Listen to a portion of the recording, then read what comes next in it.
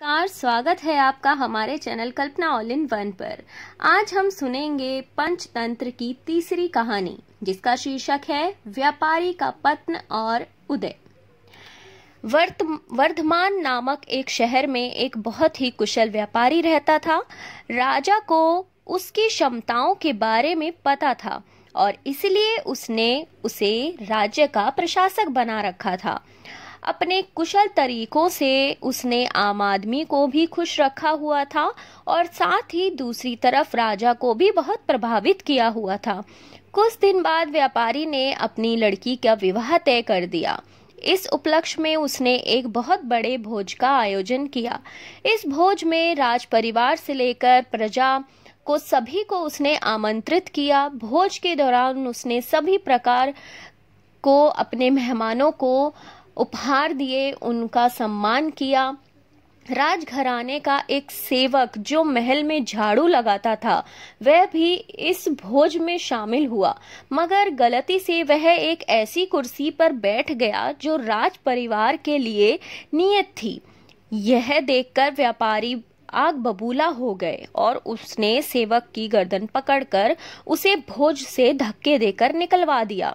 सेवक को बड़ी शर्मिंदगी महसूस हुई और उसने व्यापारी को सबक सिखाने की सोच ली। कुछ दिनों बाद एक बार सेवक राजा के कक्ष में झाड़ू लगा रहा था। उसने राजा को अनिद्रा में देखकर बड़बड़ाना शुरू किया। इस व्यापारी की यह मजाल कि वह रानी के साथ दुर्व्यवहार करे। यह सुनकर वह अपने बिस्तर से कूद पड़ा और उसने सेवक से पूछा, क्या वह वाकई सच है जो तुम अभी बड़बड़ा रहे थे? तुमने व्यापारी के बारे में जो कहा वो सच था? सेवक ने तुरंत राजा के चरण पकड़े और बोला, मुझे माफ कर दीजिए, मैं पूरी रात जुआ खेलता रहा और सो ना सका, इसलिए नींद में कुछ भी बड़बड़ा रहा हूँ।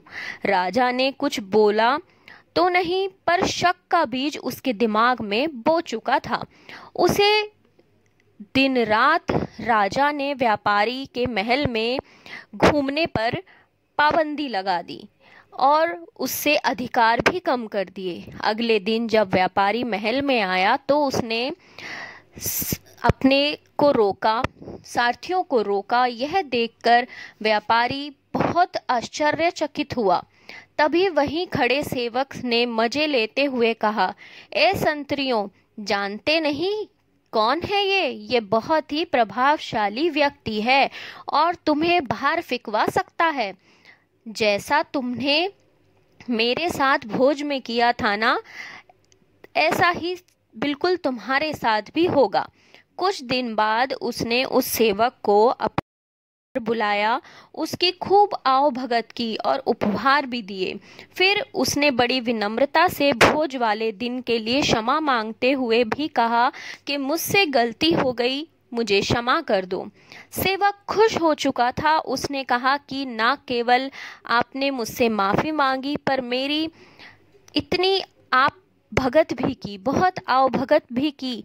आप चिंता ना करें, मैं राजा से आपका खोया हुआ सम्मान वापस दिलाऊंगा। अगले दिन उसने राजा के कक्ष में झाड़ू लगाते हुए राजा को अनिद्रा में देखा तो वह फिर बड़बड़ाने लगा, हे भगवान, हमारे राजा तो ऐसे मूर्ख हैं कि वह गुसल खाने में खीरे खाते हैं। यह सुनकर राजा क्रोध से भरा उठकर बैठा और बोला, मूर्ख सेवक, तुम्हारी ऐसे बोलने की हिम्मत कैसे हुई? तुम अगर मेरे कक्ष के सेवक ना होते तो मैं तुम्हें नौकरी से निकाल देता।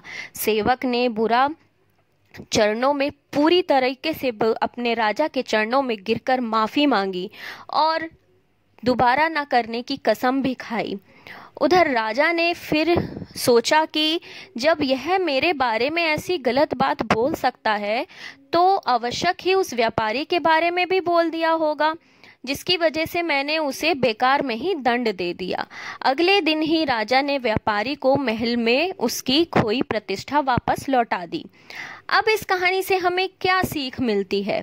पंचतंत्र की इस कहानी से हमें सीख मिलती है जीवन का व्यवहार किस तरीके से हमें पाठ पढ़ाता है।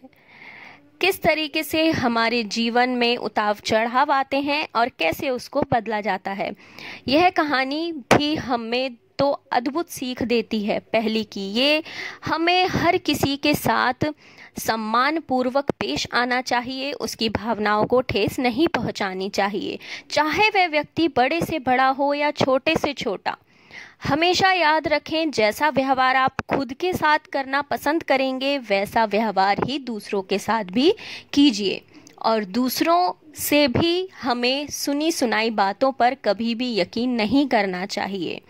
कभी भी इस चीज़ पर यकीन नहीं करना चाहिए कि कौन इंसान किसी के बारे में क्या कह रहा है। पहले बात को पूरे अच्छे से जांच लेना चाहिए, उसकी पड़ताल कर लेनी चाहिए, फिर ही निर्णय लेने चाहिए।